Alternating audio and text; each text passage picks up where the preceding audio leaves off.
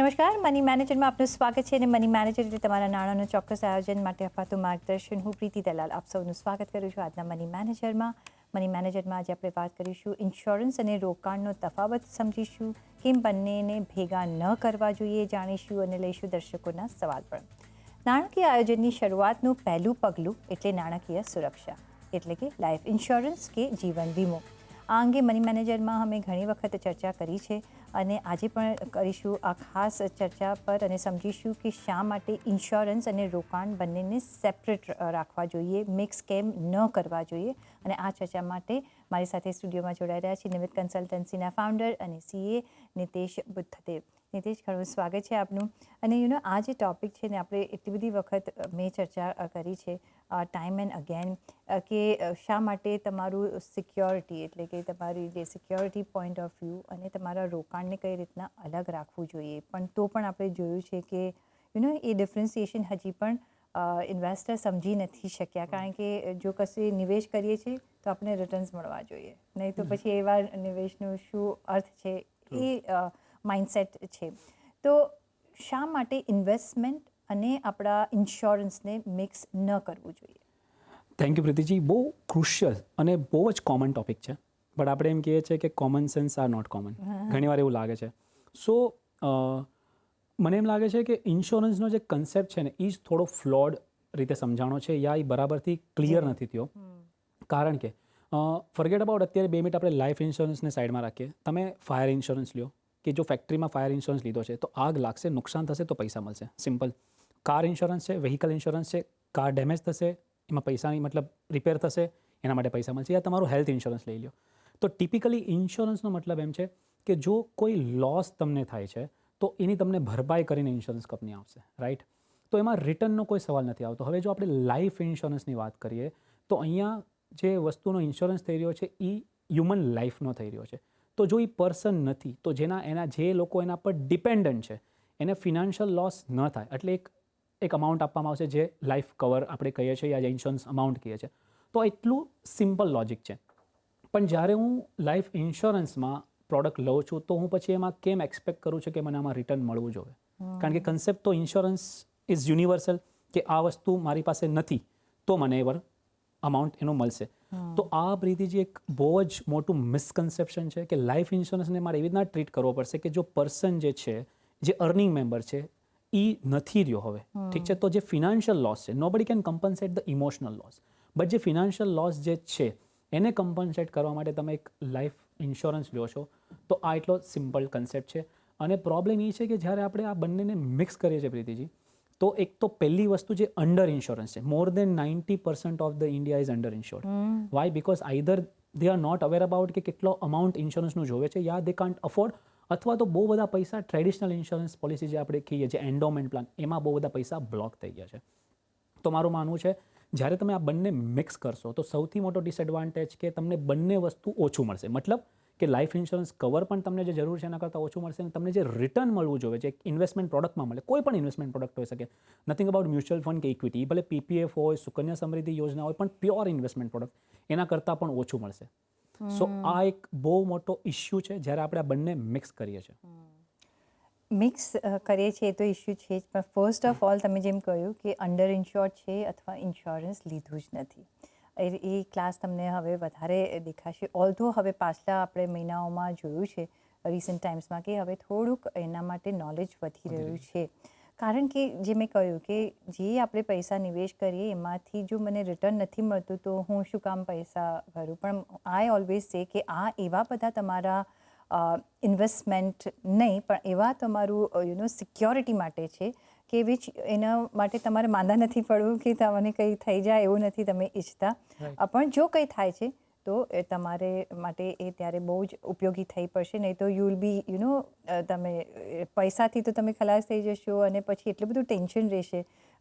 એટલે તમારે health insurance, તમારો જીવન વીમો જે કમાવદાર વ્યક્તિ હોય ને એને ન કરે નારાયણને કંઈ થઈ જતું હોય છે તો જેમ નીતિશભાઈએ કીધું કે it will take care of the family. Preetiji અહીંયા છે ને તમે જે કીધું એ બહુ ઇમ્પોર્ટન્ટ છે કે એ પૈસા વેસ્ટ નથી થતા. હું હંમેશા એક ફાયર એક્સટિંગ્યુશરનું એક્ઝામ્પલ આપું છું કે તમે ફાયર એક્સટિંગ્યુશર એટલે રાખો છો કે જો જરૂર પડશે આગ લાગશે તો એ બુઝાવવામાં કામ લાગશે. એના માટે તમે આગ લાગો ઈચ્છતા નથી, રાઈટ? અને એક્ઝેક્ટલી. એ જ્યારે એનો પીરિયડ ખતમ થઈ જશે તમારે પાછું એને રિફિલ કરવું પડશે, એક્સપાયર થશે. સેમ કન્સેપ્ટ અહીંયા વિચારવાનો છે કે ફાયર એક્સટિંગ્યુશર છે તમારું કે જે તમને પ્રોટેક્ટ કરશે. બહુ ચાન્સીસ ઓછા છે કદાચ આગ લાગવાના, પણ જો લાગશે તો લાઈફ ખતમ થઈ જશે. So this is it. Exactly. પણ જે આપણે એક્સક્યુઝીસ હોતા હોય છે, હું હમણાં યંગ છું, મને કોઈ બીમારી છે નહીં, હજી તો મને બહુ વાર છે, હું લાઈફ ઇન્સ્યોરન્સ લઈશ ને મારે જ્યારે લેવો છે ત્યારે હમણાં. પણ anything can happen at any time. અને I am not trying to scare people, પણ આ તમારામાં અવેરનેસ હોવી જોઈએ. We are staying in that age and time કે ક્યારે પણ ગમે ત્યારે કોઈની સાથે કંઈ પણ થઈ શકે. એટલે એના માટે આપણે સિક્યોરિટી રાખવી ઘણી જરૂરી છે. નહીં તો તમારા જે પણ સેવિંગ્સ છે એ બધા તમારા હેલ્થમાં કે કંઈ થઈ જાય છે કમાવદાર વ્યક્તિને તો એની પાછળ પછી આપણે ઘર કઈ રીતના ચલાવશું એનામાં જતા રહેશે. તો ફર્સ્ટ સિક્યોર યોર સેલ્ફ. એક નાનું પ્રીમિયમ જશે પણ તમને એક પીસ ઓફ માઇન્ડ જે મળશે it would be much more 100 times more then this જો તમે નથી લેતા તો તમે કમિંગ બેક ટુ આપણું ટ્રેડિશનલ ઇન્સ્યોરન્સની વાત કરી. તમે કહ્યું કે કેટલા બધા એન્ડાઉમેન્ટ ટ્રેડિશનલ પોલિસી લઈ લીધી છે હશે. જેને લઈ લીધી છે એ હવે કોઈ ચેન્જીસ કરી શકે કે શું કરવાનું ત્યાં? ડેફિનેટલી પ્રીતિજી. આઈ થિંક મને લાગે છે બધાના જેમ સેવિંગ્સ અકાઉન્ટ અને એફડી હોય ને એમ બધાના પાસે કાંઈ ને કાંઈ ઇન્સ્યોરન્સ આપણે નોર્મલી જોયું છે. એક મિડલ ક્લાસ યા અપર મિડલ ક્લાસ બધા પાસે એટલીસ્ટ એ જોવામાં આવ્યું છે. તો ટિપિકલી જ્યારે અમે એનું IRR નીકાળીએ છીએ કોઈ પણ traditional insurance policy, okay, when I સે કોઈ પણ કંપની લઈ લો, પ્રાઇવેટ કંપનીઝ છે યા પબ્લિક કંપનીઝ છે જેના એન્ડોમેન્ટ પોલિસી આવે છે, બાય ડિફોલ્ટ જેની ડિઝાઇન થઈ છે જેમાં ઇન્સ્યોરન્સ અને ઇન્વેસ્ટમેન્ટ મળે છે, ટિપિકલી રિટર્ન એનું આવે છે 4 થી 5.5-6% વચ્ચે. તો IRR એનું પહેલાં તો જાણવું બહુ ઇમ્પોર્ટન્ટ છે કે તમને એમાં શું ઇન્ટરનલ રેટ ઓફ રિટર્ન મળી રહ્યો છે. મતલબ તમે 10-20 વર્ષ પ્રીમિયમ ભરો અને પછી તમને જે મેચ્યોરિટીમાં પૈસા મળે એનું એક કેલ્ક્યુલેશન થઈ શકશે. IRR એના કેલ્ક્યુલેટર ઓનલાઈન ઉપલબ્ધ છે, તો પ્લીઝ તમે જોવો કે તમને કેટલું IRR મળી રહ્યું છે.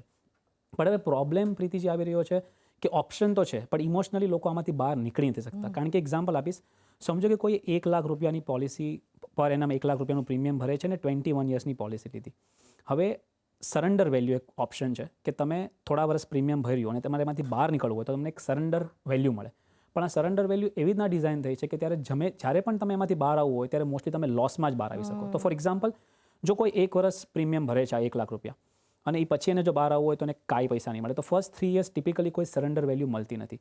સમજો કે કોઈ 5 વર્ષ પ્રીમિયમ ભર્યું 5 લાખ રૂપિયા. હવે 5 વર્ષ પછી જો એ સરેન્ડર કરવા જશે તો એને 2.5 લાખ રૂપિયા જ મળશે. એટલે 2.5 લાખ રૂપિયાનો એને એક લોસ દેખાશે, એટલા માટે સરેન્ડર નહીં કરી શકે. Fast forward, even in the same policy તમે 21 વર્ષની પોલિસી છે ને જો 20 વર્ષ પછી 20 લાખ ભર્યા પછી જો તમને સરેન્ડર કરવા હશે તો માત્ર 18 લાખ મળશે. એટલે it's a kind of a jail કે તમે એકવાર અંદર ઘૂસી ગયા તો તમને 21 વર્ષ કે જે પોલિસી લીધી તમે ત્યાં સુધી પહેલાં બહાર આવશો તો કાંઈ ને કાંઈ તમારે લોસ ફેસ કરવો પડશે. તો આ એક બહુ મોટો ઇમોશનલ હર્ડલ થઈ જાય છે કે જે લોકો પાસે પોલિસી છે તો એમાંથી બહાર આવવા માટે ઓપ્શન તો છે. અને બીજો ઓપ્શન છે પેઇડ અપ, કે તમે પ્રીમિયમ ભરવાના બંધ કરી દો અને તમારી જે પોલિસી છે એ પેઇડ અપ થઈ જશે. એટલે ફોર એક્ઝામ્પલ તમારી જો 10 વર્ષની પોલિસી છે અને તમે 5 વર્ષ પ્રીમિયમ ભર્યું છે તો તમને પ્રપોર્શનેટ બેનિફિટ મળશે. જો 10 લાખનો બેનિફિટ મળવાનો તો કદાચ તમને 5 લાખનો મળશે. તો પેઇડ અપ અને સરેન્ડર ઓપ્શન છે, પણ સરેન્ડરમાં જેમ કીધું એમ હંમેશા તમે લોસમાં જ બહાર આવી શકશો. આ જ એનું સ્ટ્રક્ચર છે. But still it make sense મને લાગે છે. તો પછી સરેન્ડર કરવું જોઈએ લોસ સાથે કે ન કરવું જોઈએ ને કઈ રીતના આપણે બેલેન્સ ઓફ કરી શકીએ લોસને? ટ્રુ.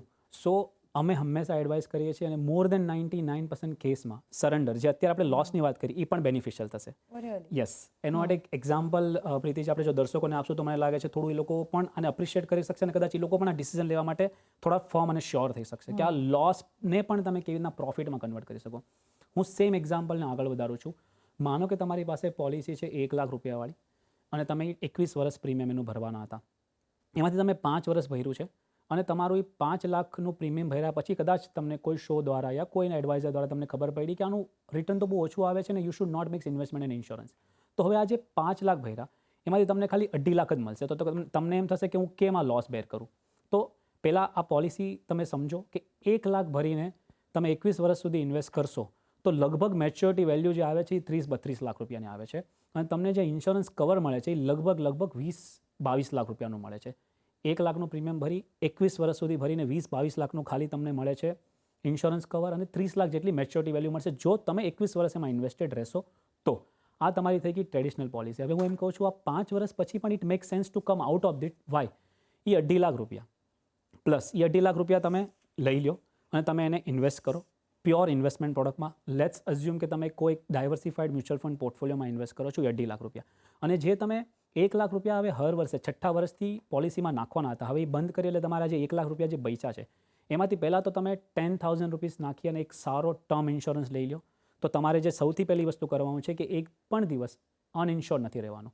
અને આ 10,000 પ્રીમિયમમાં અરાઉન્ડ તમારી એજ જો 30-35ની અરાઉન્ડ હશે તો 10,000માં તમને 1 કરોડ રૂપિયાનો ટર્મ પ્લાન મળશે, જે અહીંયા 20 લાખનો હતો. તો ફર્સ્ટ બોક્સ ટિક થઈ ગયું પ્રીતિજી કે 10,000 રૂપિયા મેં પ્રીમિયમ કાઢી નાખ્યું. 1 લાખ મારી પાસે જે હવે ઇન્વેસ્ટ કરવાનો હતો હું ઇન્સ્યોરન્સ પોલિસીમાં એ હું પાછા લઈ લઉં એટલે મારા ફ્યુચરમાં પ્રીમિયમ નહીં જાય. તો એમાંથી 10,000 હું ઇન્વેસ્ટ કરી દઈશ યા ઇન્સ્યોરન્સ ખરીદી લઈશ જે ટર્મ ઇન્સ્યોરન્સ છે જ્યાં મને 1 કરોડ ફર્સ્ટ ડેથી જ કવર મળશે. બૈચા મારી પાસે 90,000, હું એને ડિવાઈડ બાય 12 કરી નાખીશ, 7,500 પર મંથ.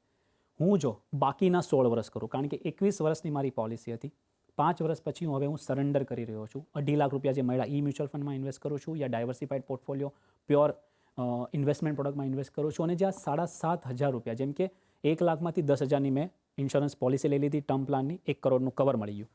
હવે આ 90,000ને મેં ડિવાઈડ કર્યા 12 મંથ્સમાં એટલે કે 7,500. આ 7,500ની એસઆઈપી જો હું 16 વર્ષ કરું અને લગભગ અપ્રોક્સિમેટલી 12% જો મને રિટર્ન મળે તો મારો અહીંયા કોર્પસ થશે લગભગ 56 લાખ રૂપીસ પ્રીતિજી. તો જે ઇન્સ્યોરન્સમાં તમને લગભગ 30-32 લાખ મળશે, અહીંયા તમને 56 લાખ જેટલા મળી શકે. તો ઓલમોસ્ટ ડબલ જેટલું મળી શકે જો 12% મળે. ઇવન જો 10% રિટર્ન મળે તો still you will get 50% higher than the insurance product which is 45 lakh rupees. So જે અત્યારે લોસ લાગી રહ્યો છે એકચ્યુઅલી ઓપોર્ચ્યુનિટી છે. 2.5 લાખનો લોસ લીધા પછી અને ખાલી 16 વર્ષ ઇન્વેસ્ટ કર્યા પછી પણ steel you can out perform the insurance, but only condition you need to keep it separate. Term insurance અને તમારું ઇન્વેસ્ટમેન્ટ પ્યોર ઇન્વેસ્ટમેન્ટ પ્રોડક્ટ. સો પ્યોર તમારી ઇન્વેસ્ટમેન્ટ પ્રોડક્ટ જો આપણે લઈએ છીએ તો એનું પ્રીમિયમ કે એટલું બધું નથી but we try to mix કે અમે જેટલા પૈસા રોકાણ કરીએ છીએ એટલું રિટર્ન આવવા જોઈએ. Basic concept is that. So pure આપણે વેનીલા પ્યોર ઇન્સ્યોરન્સ લેવું હોય કઈ ટાઈપનું ઇન્સ્યોરન્સ લેવાનું આપણા ફોર લાઈફ ઇન્સ્યોરન્સ માટે, અને એનું પ્રીમિયમ કેટલું? લાઈક આજે કોઈની ઇન્કમ હોય કે 10-15 લાખ જે વાર્ષિક ઇન્કમ છે વિથ અ ફેમિલી ઓફ સે 4, રાઈટ, તો કેટલો ઇન્સ્યોરન્સ લેવાનો એમને? આ બહુ જ ઇમ્પોર્ટન્ટ છે. લોકો કદાચ હવે ટર્મ ઇન્સ્યોરન્સ તો સમજી રહ્યા છે પણ ટર્મ ઇન્સ્યોરન્સ પણ છે ને કે આમ સગુન હોય ને એવી રીતના લઈ લે. 1 કરોડનું લઈ લીધું મેં. મારો કહેવાનો મતલબ એમ છે બહુ ઇમ્પોર્ટન્ટ છે કે તમે પ્રોપરલી ઇન્શ્યોર છો કે જેમ આપણે અંડર ઇન્સ્યોરન્સની વાત કરી તો બહુ લાઇકલીહુડ છે કે તમે ટર્મ ઇન્સ્યોરન્સ લીધા પછી પણ તમે અંડર ઇન્શ્યોર છો. તો first of all pure term insurance લેવાનું છે, કારણ કે હવે ટર્મ ઇન્સ્યોરન્સમાં પણ ઘણા બધા રાઇડર આવે છે કે તમને 30 વર્ષ પછી પૈસા થોડા પાછા મળી જશે. હું એમ કહું છું કે pure term insurance, you don't want to earn anything out of this. ભલે આ પૈસા તમને અત્યારે લાગતા એ વેસ્ટ થાય છે પણ 1 કરોડનું તમને એક્ઝામ્પલ અહીંયા આપ્યું એ મળી ગયું. તો તમારા જે ક્વેશ્ચન છે અપ્રોક્સિમેટલી રૂલ ઓફ થમ્બ એમ કે છે 12 to 15 ટાઈમ્સ જે તમારી ઇન્કમ છે, જો એ 10 લાખ છે તો 12 to 15 ટાઈમ આવે છે 1.2 યા 1.5 કરોડ. એટલું તમારું કવર હોવું જોઈએ. ઓફકોર્સ તમારી કોઈ લાયબિલિટી છે જેમ કે તમારી 25 લાખની હાઉસિંગ લોન આઉટસ્ટેન્ડિંગ છે તો એ પણ આમાં એડ કરી દો તો એ થઈ ગયું 1.7-1.5 કરોડ. આ એક સારું ટર્મ પ્લાન લઈ લેશો એન્ડ યુ આર સેટ. તમારે પછી બીજું વિચારવાનું નથી અને ધેન યુ ઇન્વેસ્ટ જે એડિશનલ મની છે યા તમારી પાસે બીજું સેવિંગ્સ છે યુ જસ્ટ ઇન્વેસ્ટ. તો પ્રોપર સફિશિયન્ટ હું એવોર્ડ યુઝ અને એનું કેટલું પ્રિમિયમ આવે જે આપણે એક્ઝામ્પલ લીધું છે? પ્રીતિજી મને લાગે છે 1 કરોડનું મેં જે પ્રીમિયમ અત્યારે આપ્યું એ 10,000 આવે છે, એ પણ કવર મળશે અને 65 એજ સુધી, પે ટિલ 60 અને 65 સુધી કવર મળે છે. આમાં ઓફકોર્સ ઓપ્શન છે 75, 85, 90 સુધી પણ કવર કરી શકો. બટ બીજું ધ્યાન રાખવાનું છે કવર ખાલી લેવાનું છે જ્યાં સુધી તમે ફિનાન્શિયલી એક્ટિવ રહેવા ચાહતા હો. બીકોઝ જો મારી ઇન્કમ નથી તો મારી લાઈફની કોઈ ફિનાન્શિયલ વેલ્યુ નથી. એક્ઝેક્ટલી. તો જ્યાં સુધી મે બી તમારી રિટાયરમેન્ટ એજ હોય કે વોટએવર તમે ત્યાં સુધી લેવાનું છે. અને સી 1 કરોડનો તમને ઇન્સ્યોરન્સ મળશે ફક્ત 10,000 રૂપિયાની આસપાસ. તમારે મંથલી યરલી પ્રીમિયમ આપવું પડશે અને that will resolve so many problems. એટલે આ એક તમારે લેવું જ જોઈએ. અને બીજું છે હેલ્થ ઇન્સ્યોરન્સ, એ તો લેવો જ જોઈએ ફોર ધ એમાં મીન્સ એમાં નો નેગોસિએશન. બિકોઝ જે રીતના આપણે જોઈ રહ્યા છીએ કે કઈ રીતના મેડિકલ એક્સપેન્સીસ વધી ગયા છે એક હેલ્થ ઇન્સ્યોરન્સ કેટલો લઈ લેવો જોઈએ પર ફેમિલી? સપોઝ આપણે આ જ એક્ઝામ્પલ લઈએ, 10 લાખની જો પ્રતિજી, income એમ કે હોય. આમાં પણ એક સફિશિયન્ટલી કવર હોવું જોઈએ. અને જ્યારે સફિશિયન્ટ વાત આવે છે, તો તમે મેટ્રો સિટીમાં રહો છો તો તમારી હોસ્પિટલના બિલ પણ એવા હોઈ શકે કે ટિપિકલી તમે મુંબઈ યા આવી કોઈ સિટીમાં રહો છો તો તમારું હેલ્થ ઇન્સ્યોરન્સ, જો ફેમિલી ઓફ 4 છો તો ચારેયનું એક ફેમિલી ફ્લોટર લઈ શકો. અને મારું માનવું છે 25 થી 30 લાખ રૂપિયાનું. કારણ કે મારે આ વસ્તુ એવી નથી કે હું એવરી 2 years જઈને અપગ્રેડ કરીશ યા નવું બાય કરીશ, right? You can upgrade. Of course you can upgrade, but typically we will not do that. Yes. So better કે તમે નેક્સ્ટ 5, 10, 15 વર્ષને એન્વિઝાઇન કરો અને તમે વિચારો કે કદાચ કેટલું ઇન્ફ્લેશન આમાં હશે હેલ્થ સેક્ટરમાં, રાઈટ? તો 25 થી 30 લાખ રૂપિયાનો family This is floater, for the young family. Young I'm saying family around of, 30, 35 અને ની. પછી તમે ઉપર રાઇડર લઈ શકો. Of course, top up લઈ Because શકો. as you True. age તમારે એક વધારી શકો છો, because after certain age તમને નહીં મળે, એટલે એ પણ ધ્યાનમાં રાખવાનું છે. સો લાસ્ટમાં બીજા કોઈ એવા પોઈન્ટ્સ જે આપણે ધ્યાનમાં રાખવા જોઈએ ઇન્સ્યોરન્સ લેતી વખતે? શ્યોર. ઓફકોર્સ આપણે જેમ વાત કરીએ એમ કે તમારા પર્સનલ ફાઇનાન્સની 50% ઓફ ધ પ્રોબ્લેમ સોલ્વ થઈ જશે જો તમે ઇન્વેસ્ટમેન્ટ અને ઇન્સ્યોરન્સ મિક્સ નહીં કરો. પછી યુલિપ થ્રુ હોય કે પછી ટ્રેડિશનલ એન્ડોમેન્ટ પોલિસી થ્રુ હોય, તો આ બંનેને સિમ્પલી સેપરેટ રાખો અને તમને બંને વસ્તુ વધારે મળશે. મતલબ તમારું કવર પણ વધારે મળશે. જો તમે પ્યોર ઇન્સ્યોરન્સ પ્રોડક્ટમાં જાઓ છો અને તમે કોઈ પ્યોર ઇન્વેસ્ટમેન્ટ પ્રોડક્ટમાં જાઓ છો તો તમને રિટર્ન પણ વધારે મળશે. તો નેવર મિક્સ ધીસ ટુ. બીજી વસ્તુ, તમને કોઈ પણ જાતનું ઇન્સ્યોરન્સ કવરની જરૂર નથી. કોઈ હાઉસવાઈફ છે યા ચિલ્ડ્રન છે, આ એક બહુ મોટી લોકો ભૂલ કરતા હોય છે કે ચિલ્ડ્રન અને હાઉસવાઈફના પણ ઇન્સ્યોરન્સ લે છે. ઇન શોર્ટ, તમારે જોવાનું છે કે જે વ્યક્તિ અર્ન કરી રહી છે એના પર જો કોઈ ડિપેન્ડન્ટ છે એને જ આ ઇન્સ્યોરન્સની જરૂર છે, બીજા કોઈને નહીં. કારણ કે અહીંયા આપણે લાઈફ સિક્યોર કરી રહ્યા છે અને એ લાઈફ નથી, મતલબ એ પર્સન નથી, તો એમાં જે ફિનાન્શિયલ લોસ થવાનો છે તો એ ડિપેન્ડન્ટ્સને કેવી રીતના કમ્પન્સેટ કરો. તો જો હાઉસવાઈફ યા ચિલ્ડ્રન છે એ કોઈ અર્ન નથી કરતા તો એના માટે કોઈ ઇન્સ્યોરન્સ નથી જોતું.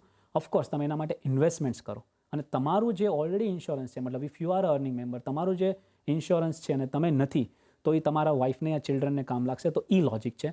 તો never mix investment insurance. Endowment policy કોઈ માટે નથી લેવાની અને સ્પેસિફિકલી કોઈ પણ જાતનું ઇન્સ્યોરન્સ હાઉસવાઈફને ચિલ્ડ્રન માટે તો જરૂર નથી જ તે. અને થર્ડ જે આપણે ડિસ્કસ કર્યું, એ તમે ટર્મ પ્લાન પણ રહ્યો છો તો એ સફિશિયન્ટ લ્યો. એવું નથી કે તમે કરોડ રૂપિયાનો લઈ લીધો કારણ કે તમને કરોડ અત્યારે બહુ મોટું લાગે છે, પણ તમારે જોવાનું છે કે 30 years પછીની શું વેલ્યુ હશે યા 15, 20, 25 વર્ષની Inflation વચ્ચે. એમાં add યસ, કરવાનું એટલે તમને કહું રહેશે. છું કે 12 to 15 times is the bare minimum one should buy. જેમ આપણે ડિસ્કસ કર્યું કે સપોઝ તમારી 10 લાખની અત્યારના એન્યુઅલ ઇન્કમ છે તો એનો 10 to 12 ટાઈમ્સ તમારે વધારેનો ઇન્સ્યોરન્સ લેવાનું. એમાં યુ એડ જે તમારી લોન્સ Loans તમે છે. લીધી હોય True. એમાં એ એડ કરો અને ઇન્ફ્લેશન પાર્ટ પણ એમાં એડ કરી સો દેવો જોઈએ. ઇન્ફ્લેશન જ્યારે આપણે 12 to 15 ટાઈમ્સ આપણે કહીએ છીએ, તો સો એમાં બાય આવી ડિફોલ્ટ જાય હા, છે. એ થોડું એમાં ધ્યાન રાખી સો લીધું છે. પહેલો જે સવાલ આવી રહ્યો છે અજય ભાવસારનો આવી રહ્યો છે Nitishbhai. Aditya Birla PSU equity fund અને એસબીઆઈ પીએસયુ ડિરેક્ટ ફંડમાં એ રોકાણ કરવું જોઈએ કે નહીં પૂછી રહ્યા છે. અને પાસ્ટ રિટર્ન સારા રહ્યા છે પણ થીમેટિક ફંડ છે તો આમાં રોકાણ કરવું જોઈએ? એમણે જે ક્વેશ્ચન પૂછ્યો એમાં જ આન્સર છુપાયેલો છે. આપણે જ્યારે પ્રીતિજી ઇન્વેસ્ટ કરીએ છીએ મ્યુચ્યુઅલ ફંડમાં તો એક લોજિક એ છે કે એક ડાયવર્સિફાઈડ પોર્ટફોલિયો મને મળે. ઠીક છે, કારણ કે ડાયવર્સિફિકેશનથી મારું રિસ્ક રિડ્યુસ થઈ જશે. સો ટિપિકલી જ્યારે તમે સેક્ટર યા થીમેટિક ફંડમાં ઇન્વેસ્ટ કરો છો એમાં કોન્સન્ટ્રેટેડ પોર્ટફોલિયો હોય છે તો થોડું બાય ડિફોલ્ટ રિસ્ક વધી જાય છે. તો મારું માનવું છે, એટલીસ્ટ અમે એમ સજેસ્ટ કરીએ છીએ કે you can avoid 99% of the thematic and sector funds. કારણ કે તમે કોઈ સારો મલ્ટી કેપ ફંડ લ્યો અથવા તો એક સારો ફ્લેક્સી કેપ ફંડ લ્યો તો પણ એનું રિસ્ક એડજસ્ટેડ રિટર્ન આના કરતાં ઘણું સારું હશે. સો થીમેટિક ફંડમાં તમે જ્યારે જઈ રહ્યા છો ત્યારે તમે એમાં એક્સપર્ટ હોય તો જ એ સલાહ છે કે તમે એમાં નિવેશ કરો. તમે એ સેક્ટરને સમજો છો તો એમાં જાઓ અને પાસ્ટ રિટર્નના આધારે તો બિલકુલ નહીં જાઓ. કારણ કે એ વન ઓફ ધ ફેક્ટર છે કે જો પાસ્ટ રિટર્ન બહુ સારું છે તો કદાચ એમાં જે મોમેન્ટમ પ્લે થવાનું હતું એ થઈ ગયું છે. સો આઈ વુડ સજેસ્ટ કે તમે આને અવોઇડ કરો. એક સારો મલ્ટી કેપ યા ફ્લેક્સી કેપ ફંડ પર કોન્સન્ટ્રેટ કરો. You will get a better return. તો મલ્ટી કેપ અથવા ફ્લેક્સી કેપ ફંડમાં તમે કોન્સન્ટ્રેટ કરો, થીમેટિક અથવા સેક્ટોરિયલ ફંડ્સમાં નહીં, અનલેસ કે તમે એકદમ પ્રો છો અને તમને ખબર છે કે તમે શું કરી રહ્યા છો તો મે બી, બટ અધરવાઇઝ અમે એડવાઇસ નથી કરી રહ્યા. નેક્સ્ટ સવાલ રિયાંશ વંશીનો છે. 11 મહિનાના દીકરા માટે એમને એસબીઆઈ સ્માર્ટ સ્કોલર પ્લાનમાં રોકાણ કરવું છે તો એ કરી શકાય કે નહીં? 5 વર્ષ માટે 10,000નું એ રોકાણ કરી શકે છે? ફર્સ્ટ વસ્તુ કે અત્યારથી મતલબ 11 મંથ્સનું તમારું ચાઇલ્ડ છે અને તમે અત્યારથી સોચી રહ્યા છે ને ઇન્વેસ્ટમેન્ટ માટે, વિચ ઇઝ વેરી કમેન્ડેબલ અને congratulation on that part. But at the same time તમે જે પ્રોડક્ટની વાત કરી રહ્યા છો એક યુલિપ પોલિસી છે. કદાચ એ મ્યુચ્યુઅલ ફંડ જેવું લાગશે યા પ્યોર ઇન્વેસ્ટમેન્ટ પ્રોડક્ટ જેવું લાગશે પણ આમાં ઇન્સ્યોરન્સ અને ઇન્વેસ્ટમેન્ટ મિક્સ છે. જે આપણો આજનો ટોપિક પણ છે, તમે ઈ જોયું હશે તો તમે ઈ જરૂરથી માનશો અને કદાચ તમને એ આન્સર મળી પણ ગયો હશે તો પણ હું એકવાર ફરીવાર રિપીટ કરું છું, બંનેને સેપરેટ રાખો. એમના માટે ભલે તમને એમ લાગતું હોય કે તમે કદાચ મ્યુચ્યુઅલ ફંડ તમારા માટે નથી બન્યું, પણ ધારો કે તમે યુલિપમાં ઇન્વેસ્ટ કરો છો તો એમાં માર્કેટ રિસ્ક તો એમાં પણ છે જ તે. બટ એમાં ટિપિકલી બિકોઝ યુલિપ છે એટલે એક્સપેન્સ રેશિયો જે તમારો ચાર્જિસ હોય એ પ્યોર ઇન્વેસ્ટમેન્ટ પ્રોડક્ટ જેમ કે મ્યુચ્યુઅલ ફંડ કરતાં હંમેશા વધારે હશે, કારણ કે એમાં એક પોલિસી એલોકેશન ચાર્જિસ છે, ફંડ મેનેજમેન્ટ ચાર્જિસ છે, એવા 3-4 ટાઈપના ચાર્જિસ હશે. અને એક પ્રીમિયમ તમે જે પે કરી રહ્યા છો, એક પ્રીમિયમ લાઈફ ઇન્સ્યોરન્સ માટે જશે અને એક ઇન્વેસ્ટમેન્ટ માટે જશે. તો તમે ફોર એક્ઝામ્પલ 1 લાખ રૂપિયા ઇન્વેસ્ટ કરી રહ્યા છો તો જે ઇન્વેસ્ટમેન્ટવાળો પ્રોડક્ટ છે યુલિપનો એમાં તો કદાચ ખાલી 92 યા 95,000 જ જશે. તો એનું રિટર્ન હંમેશા માનીને ચાલો કે પ્યોર ઇન્વેસ્ટમેન્ટ પ્રોડક્ટ કરતાં ઓછું હશે.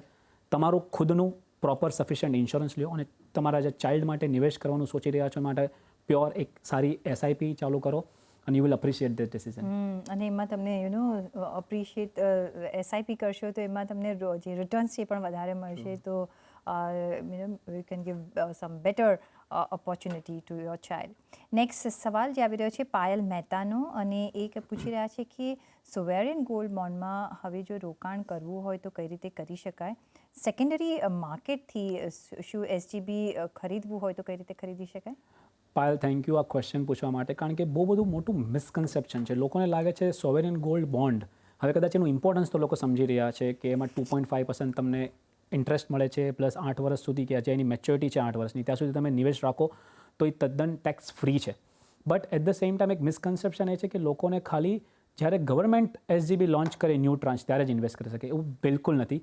જે પણ અત્યાર સુધી એસજીબી લોન્ચ થઈ છે, જે અત્યાર સુધી ઇશ્યુ થઈ છે, એ બધી જ માર્કેટમાં લિસ્ટેડ છે. તો જેમ તમે કોઈ શેર્સ બાય કરો એ જ સેમ રીતે તમે આ એસજીબી પણ સેકન્ડરી માર્કેટમાં તમારા બ્રોકર મારફત તમારા ડીમેટમાં જરૂરથી પરચેસ કરી શકો છો. એમાં એની મેચ્યોરિટી ક્યારે છે એ લખેલું છે, એમાં કેટલા પર્સન્ટેજ ઇન્ટરેસ્ટ મળે છે એનાથી ચાલુ થાય છે 2.5%, અને આ વર્ષમાં એ એક્સપાયર થશે એમ કરીને તમને આરામથી ઇન્ફોર્મેશન મળી જશે. તમે ઇન્ટરનેટ પર પણ જોઈ શકો છો. જેટલી પણ અત્યાર સુધી ટ્રાન્ચ લોન્ચ થઈ છે એસજીબીની એમાંથી કોઈ પણ તમે એનાલિસિસ કરી અને એ બાય કરી શકો છો અને તમારે એ બ્રોકર મારફત બાય કરવાની રહેશે. અને જ્યારે એની ઇન્ટરેસ્ટ આવશે એ પણ, અને જે ટેક્સેશનના રૂલ છે એ બધા જ તમારા માટે સેમ રહેશે. જે તમે ફ્રેશ એસજીબીનો ટ્રાન્ચ બાય કરો યા સેકન્ડરી માર્કેટમાંથી બાય કરો, બધા જ રૂલ્સ તમારા માટે સેમ રહેશે. So you can by accordingly. Gold prices જે લેવલ પર હોય એ કઈ રીતના તમે? ગોલ્ડ પ્રાઇસીસ જે લેવલ, બિકોઝ એમાં માર્કેટ વેલ્યુ જ્યારે એની પ્રીતિજી આવે છે એ ગોલ્ડ પ્રાઇસીસ પ્રમાણે ડિમાન્ડ સપ્લાયમાં એડજસ્ટ થઈ જાય છે.